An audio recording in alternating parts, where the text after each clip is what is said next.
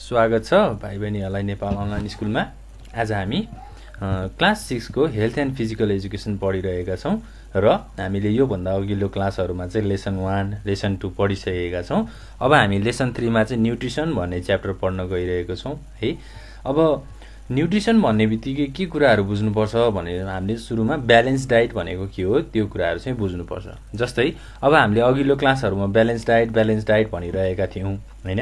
Balance diet भित्र चाहिँ के कुराहरू आउँथ्यो त भन्दा जस्तै फ्रुट्स, भेजिटेबल्स हैन, हामीले डेली लाइफमा हामीले खाइराख्ने कुराहरूलाई चाहिँ ब्यालेन्स डाइट भनिन्छ हैन। अब न्युट्रिसन भनेको के हो हैन, जस्तै हामीलाई कुनै पनि कामहरू गर्नको लागि के चाहिन्छ त इनर्जी चाहिन्छ हैन, हाम्रो इफोर्टहरू चाहिन्छ। अब त्यो काम गर्नको लागि त्यो जोसहरू, त्यो इनर्जीहरू कहाँबाट आउँछ त भन्दा न्युट्रिसनबाट आउँछ हैन। न्युट्रिसन भनेको चाहिँ त्यही नै हो है। जस्तै अब हामी फिजिकल एक्टिभिटिजमा जस्तै रनिङ, वाकिङ हैन, त्यसै गरी सामानहरू उठाउने यस्तो कामहरूमा लाग्छौँ। अब के हुन्छ त भन्दा जस्तै ब्यालेन्स डाइट भन्ने बित्तिकै अब न्युट्रिसन भन्ने बित्तिकै ब्यालेन्स डाइटकै कुराहरू नै हो हैन। अब जस्तै इन्टेक अफ फुड हैन, जस्तै अब हामीलाई चाहिने डेली फुड्सहरू के हुनसक्छ, जस्तै अब हामी खानाहरू खान्छौँ हैन, ग्रिन भेजिटेबल्सहरू खान्छौँ। त्यो ग्रिन भेजिटेबल्स भनेको पनि के हो त ब्यालेन्स डाइट हो। न्युट्रिसन भन्नाले चाहिँ अब न्युट्रिसन्स भनेको चाहिँ एउटा साइन्स हो जसले चाहिँ डाइजेसन गर्न, एब्जर्प्सन गर्न है, फुडहरूलाई चाहिँ डाइजेसन, एब्जर्प्सन गर्न र त्यसको युटिलाइजेसन गर्नलाई चाहिँ हेल्प गर्छ है। अनि न्युट्रिसनले चाहिँ के गर्छ त भन्दा हाम्रो बडीहरूलाई हेल्दी बनाउनलाई पनि एकदमै मद्दत गरेको हुन्छ। अब बडी सेल्सहरूलाई एक्टिभ गराउने हैन। अब बडी सेल्सहरूलाई कसरी एक्टिभ गराउन सकिन्छ त राम्रो खानेकुराहरू खाने हैन। न्युट्रिसन चाहिँ हामीलाई एकदमै इम्पोर्टेन्ट छ है। हामीले कुनै पनि काम गर्दाखेरि न्युट्रिसन चाहिँ प्रशस्त रूपमा हामीलाई चाहिन्छ। जस्तै अब न्युट्रियन्ट्समा चाहिँ के हुन्छ भन्दा कार्बोहाइड्रेट्स, प्रोटिन्स, फ्याट्स, मिनरल्स, भिटामिन्सहरू चाहिँ हाम्रो न्युट्रियन्ट्स हो है। अब कार्बोहाइड्रेट्स पनि हामीलाई हाम्रो ह्युमन बडीमा चाहिन्छ, प्रोटिन्स चाहिन्छ, फ्याट चाहिन्छ, मिनरल्स चाहिन्छ हैन, भिटामिन्सहरू चाहिन्छ। यी सबै कुराहरू हामीले कसरी पाउन सक्छौँ त फुडबाट पाउन सक्छौँ। हामीले खाने कुराहरूबाट चाहिँ पाउन सक्छौँ। जस्तै अब न्युट्रिसन भन्ने बित्तिकै न्युट्रियन्ट्स भनेर भनौँ, न्युट्रियन्ट्स like carbohydrates, proteins, fats, minerals हैन। अब भिटामिन्स नै भनौँ ल, भिटामिन्स आर इसेन्सियल है, इसेन्सियल फर ह्युमन बडी हैन। ह्युमन बडीले काम गर्नको लागि चाहिँ यी सबै कुराहरू एउटा ह्युमन बडीमा हुनुपर्छ। र अब हामी यो कुराहरूलाई कसरी पाउन सक्छौँ त है, we can obtain it by food है। हामीले खाने कुराहरूबाट चाहिँ हामीले यो कुराहरू पाउन सक्छौँ। अब कार्बोहाइड्रेट, प्रोटिन, फ्याट पाउनको लागि त हामीले त्यही अनुसारको खानेकुराहरू खानु पर्यो। जस्तै अब के खानु पर्यो त भन्दा ग्रिन भेजिटेबल्स है, ग्रिन भेजिटेबल्स, फ्रुट्स हैन। अब त्यसै गरी अरू के हुनसक्छ त मिल्क हैन, बटर, यी सबै कुराहरू चाहिँ यी सबै खानेकुराहरूलाई चाहिँ हामीले डेली लाइफमा युज गर्नु पर्यो हैन त। ल अब यो त भयो न्युट्रियन्ट्सको कुरा है। अब हामीले फुडहरूको क्लासिफिकेसन अफ फुडको कुराहरू गर्छौँ। क्लासिफिकेसन अफ फुड है। फुडहरूलाई चाहिँ कसरी क्लासिफाई गर्न सकिन्छ, जस्तै अब इक्जाममा एकदम इम्पोर्टेन्ट छ है, यो इक्जाममा सोधिरहेको हुन्छ यो क्वेसन। जस्तै अब what are the classifications of food भनेर इक्जाममा सोध्यो भने हामीले के गर्ने त है, हामीले के लेख्ने त। जस्तै अब हामीले फुड किन खान्छौँ त, न्युट्रिसनको लागि खान्छौँ। न्युट्रिसन हामीलाई किन चाहिन्छ त, कामहरू गर्नको लागि, आफ्नो इनर्जीहरू बढाउनको लागि चाहिन्छ हैन। जस्तै अब आफ्नो डेभलपमेन्ट गर्नको लागि चाहिन्छ हैन। त्यो कुराहरू भयो। र हाम्रो मेन्टल हेल्थ, फिजिकल हेल्थहरू राम्रो बनाउनको लागि पनि हामीलाई न्युट्रियस फुडहरू चाहिन्छ। अब फुडहरूलाई हामीले क्लासिफाई गर्दाखेरि जस्तै फर्स्टमा आउँछ सिरियल्स। सेकेन्डमा आउँछ पल्सेस, थर्डमा आउँछ ग्रिन भेजिटेबल्स हैन। ग्रिन भेजिटेबल्सको त मैले माथि कुरा नै गरिसकेको छु है। ल ग्रिन भेजिटेबल्स आउँछ। त्यसैगरी अब अरु के हुन सक्छ त क्लासिफिकेसन अफ फुडमा? अब फ्रुट्सहरु हुन सक्छ हैन। त्यसैगरी 5 नम्बरमा एनिमल प्रोडक्ट्स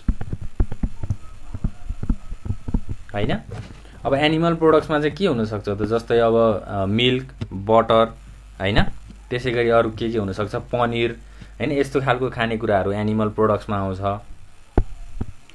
फ्रुट्सको कुराहरु भयो। त्यसैगरी एनिमल प्रोडक्ट्स। त्यसैगरी अर्को के हुन सक्छ? वाटर। वाटर भनेको त पानी हो। यो त हाम्रो फुडमा पनि आउने भयो र पानी बिना हामी बाँच्न सक्छौं त सक्दैनौं है। अब हामीले फुडहरु त लगभग 2-3 दिन नखाए पनि सायद केही नै हुँदैन होला, तर पानी भनेको त हामीलाई चाहिए नै रहन्छ हैन। त्यो कुराहरु भयो। अब क्लासिफिकेसन फुडमा चाहिँ हाम्रो 6 वटा कुराहरु छ। अब यही नै हो है। अब सिरियल्स भनेको पनि हाम्रो एउटा मिलको चाहिँ पार्ट हो है हैन। यो यस्तो खालको फुडहरुले चाहिँ के गर्छ त? कार्बोहाइड्रेट्सहरु बढाउँछ है। कार्बोहाइड्रेट्सहरु चाहिँ यस्तो खालको फुडहरुमा पाइन्छ। अब जस्तै अब व्हीट हैन। यसमा एक्जाम्पलमा के लिन सकिन्छ? व्हीट, मेज। त्यसैगरी अरु के हुन सक्छ त? जस्तै अब बार्ली हैन। यो चाहिँ सिरियल्सको एक्जाम्पलहरु हो है। जस्तै अब अरु के हुन सक्छ त? जस्तै पल्सेसमा के हुन सक्छ त? अब जस्तै हामीले पल्सेस दाल भनेर भन्छौं नि हैन। पल्सेसले चाहिँ हाम्रो कार्बोहाइड्रेट्स, पल्सेसमा पनि के हुन्छ त? कार्बोहाइड्रेटहरु पाइन्छ। र अब दालहरु अब एक्जाम्पलहरुमा लिँदाखेरि चाहिँ जस्तै दालको कुराहरु पनि भयो। अब त्यसैगरी सोयाबिन तेलहरु हुन सक्छ हैन। त्यसैगरी बिन्स हुन सक्छ। यस्तो खालको फुडहरु हो है। जस्तै अब राजमा हैन। यस्तो खालको फुडहरु कन्ज्युम गर्नु पर्यो। अब त्यसैगरी ग्रिन भेजिटेबल्समा के हुन सक्छ त? जस्तै साग हैन। त्यसैगरी अब अरु भेजिटेबल्सहरु के हुन सक्छ? जस्तै अब एक्जाम्पलमै हामीले लिँदाखेरि क्याबेज भनेर भन्न सक्छौं। त्यसैगरी अब काउली फ्लावर भन्न सक्छौं। काउली फ्लावरलाई के भनिन्छ? नेपालीमा काउली भनेर भनिन्छ हैन।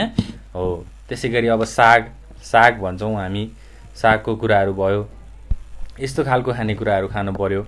अब फ्रुट्स भनेर भनिसकेपछि त अब फ्रुट्समा के हुन्छ त? एप्पल, म्याङ्गो हैन। त्यसैगरी पाइनएप्पल, अरु फ्रुट्सहरु हुन्छ हैन। फ्रुट्सहरुले पनि हाम्रो शरीरमा चाहिँ न्युट्रियन्ट्सहरु चाहिँ बढाउँछ है। अब त्यसैगरी अब एनिमल प्रोडक्ट्स भनेर भनेको छ यहाँ हैन। फ्रुट्सले चाहिँ के गर्छ त भन्दा जस्तै 90 to 99% चाहिँ फ्रुट्सले के गर्छ त? इनर्जी चाहिँ दिन्छ है।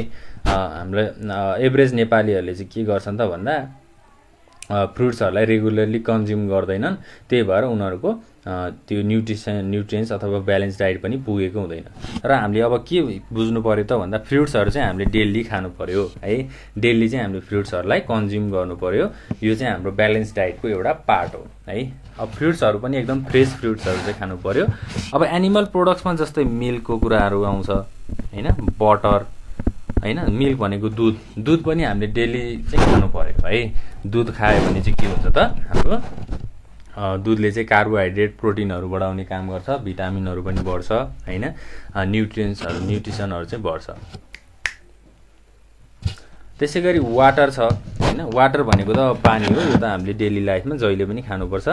हामीले एक दिनमा लगभग हाम्रो 4 to 5 लिटर्स हैन वाटर चाहिँ हामीले खानुपर्छ है। अब वाटरहरु हामीले अब प्रशस्त रूपमा खाएनौं, पिएनौं भने के हुन्छ त? जस्तै अब कस्तो खालको डिजिजहरु हुन सक्छ त? जस्तै अब मालन्युट्रिसन, डायरिया हैन, जन्डिस, यस्तो खालको डिजिजहरु चाहिँ हामीलाई हुन सक्छ। त्यही भएर अब पानी चाहिँ हामीले प्रशस्त रूपमा पिउनु पर्छ है। यो कुराहरु चाहिँ बुझ्नु होला र आफ्नो भाइ बहिनीहरुलाई पनि भन्नु होला हैन। घरमा आफ्नो प्यारेन्ट्सहरुसँग पनि शेयर गर्नु होला। प्यारेन्ट्सलाई के भन्नु त भन्दा जस्तै हामीले फ्रुट्स चाहिँ अब डेली खानुपर्छ भनेर भन्नु भएको छ सरले। हामी फ्रुट्स डेली खान्छौं भनेर भन्नु पर्यो है। अब फ्रुट्सहरुमा एप्पल, म्याङ्गोको मात्रै कुरा नभइकन अरु ग्रेप्सहरु हुन सक्छ हैन। ओरेन्जहरु हुन सक्छ। यी सबै कुराहरू चाहिँ डेली लाइफमा डे टु डे हैन दिनदिनै चाहिँ कन्ज्युम गर्नु पर्यो। फेरि खाने भनेर धेरै खाने होइन नि है, एकदम मात्रामा मिलाएर चाहिँ खानुपर्छ। अब जस्तै लेमन जुसहरू खानु पर्यो हैन, पाइनएप्पल जुसहरू खानु पर्यो। यसले गर्दा चाहिँ न्युट्रिसन्स बढाउँछ र हामीलाई काम गर्नलाई चाहिँ एकदमै सजिलो हुन्छ र ह्युमन बडीको ब्यालेन्स डाइट पनि यसले मेन्टेन गर्छ। अब ब्यालेन्स डाइट भन्ने बित्तिकै के बुझ्नु पर्यो त यहाँ, carbohydrate, protein, fat, minerals, vitamins हैन, यी सबै कुराहरू भयो। ल अब लाई चाहिँ एउटा ग्रुपमा क्लासिफिकेसन गर्दाखेरि के भन्न सकिन्छ भन्दा जस्तै म एउटा टेबल बनाउँछु यहाँ, क्लासिफिकेसन अफ फुड ग्रुप है। त्यसैगरी न्युट्रिएन्ट्स अभाइलेबल र यहाँ के हुन्छ, सोर्सेस हुन्छ है। अब इनर्जी यील्डिङ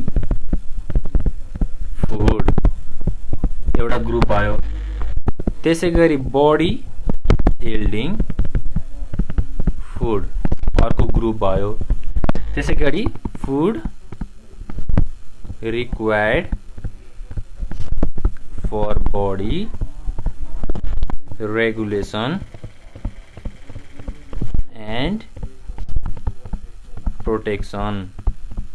अब फर्स्टमा के ग्रुप छ त हाम्रो, इनर्जी यील्डिङ फुड छ। इनर्जी यील्डिङ फुडमा चाहिँ कस्तो खालको न्युट्रिएन्ट्सहरू पाइन्छ त, कार्बोहाइड्रेटहरू पाइन्छ है, त्यसैगरी फ्याट्सहरू पाइन्छ। र अब सोर्स भनेको चाहिँ कस्तो खालको सोर्सहरू हुनसक्छ, सिरियल्स हुनसक्छ, सुगर, हनी है, यस्तो खालको कुराहरू चाहिँ हाम्रो चाहिँ इनर्जी यील्डिङ फुडको ग्रुपमा आउँछ। र बडी यील्डिङ फुडमा चाहिँ के हुन्छ त, प्रोटिन हुन्छ। प्रोटिनले चाहिँ के गर्छ त, हाम्रो बडीहरूलाई चाहिँ बढाउने काम गर्छ। जस्तै अब तपाईँ अहिले सानो हुनुहुन्छ भने तपाईँ भोलि पर्सि ठुलो हुनुहुन्छ हैन, प्रोटिनको कुराहरू भयो।